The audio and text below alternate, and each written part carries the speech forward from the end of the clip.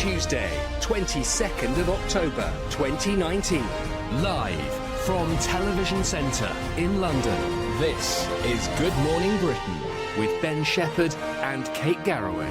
Hi there, good morning. It's gone 8 o'clock this morning. Lots more still to come in the next half an hour. We're debating whether we need to start being more polite to our gadgets. A few more pleases and thank yous. Yes, along the way, while we get the job done, polite to robots. We're also going to be joined by comedian Tim Vine and former Strictly star Oria Duba. But first, here's Charlotte with the latest news headlines.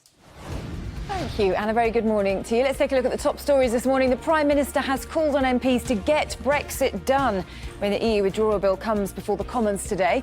Ministers want to force the legislation through by Thursday night, but many MPs are furious they've been given so little time to debate the 110-page bill. Others say endless delays to Brexit must stop.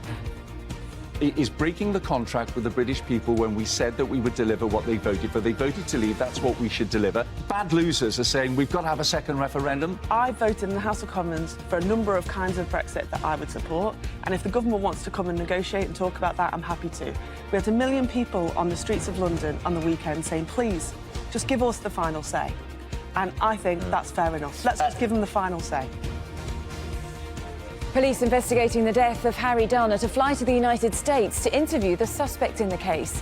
The 19-year-old died after a collision with a car owned by Anne Secoulis, the wife of a US diplomat who left Britain claiming immunity. The Foreign Secretary has revealed his department was warned in advance about her plans. Mr Dunn's family said that added insult to injury. We are being, and I'm going to use this word, we think, lied to. We don't know who is lying to us, but clearly we are not getting the truth.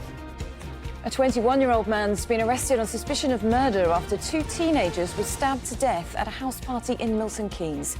Thames Valley Police say they were the victims of a targeted attack. Lawyers for the former ISIS bride Shamima Begum will begin an appeal today against the removal of her British citizenship on national security grounds. The East London schoolgirl travelled to Syria in 2015 to join so-called Islamic State. She's now living in a Syrian refugee camp. She's been left stateless, as a matter of fact, and also that it was disproportionate to strip her of citizenship in the first place because the effect on her is disproportionately more than any effect that the Home Secretary had made an assessment about her so-called danger to the UK. The Prince of Wales has joined dignitaries from 180 countries for an elaborate ceremony in Japan to mark the enthronement of the new Emperor Naruhito in a ritual dating back centuries. Jonathan Swain is there. Well, this is a fascinating, colourful ceremony that's taken place here today. It is the oldest continuous monarchy in the world, spanning some 14 centuries. Well, Prince Charles is here representing the Queen. I'm sure at the back of his mind, though, he's thinking about Princes Harry and William. There are rumours about the rift between the two. No official word from Prince Charles's team whilst here. Although he understands, though, Prince Charles is hoping to visit the Welsh rugby union team. Wish them all the best ahead of their semi-final against South Africa here at the weekend.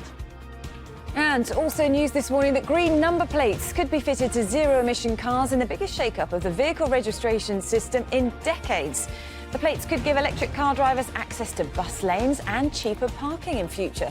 The proposals from the Department of Transport are designed to encourage the take-up of greener vehicles. See, you know,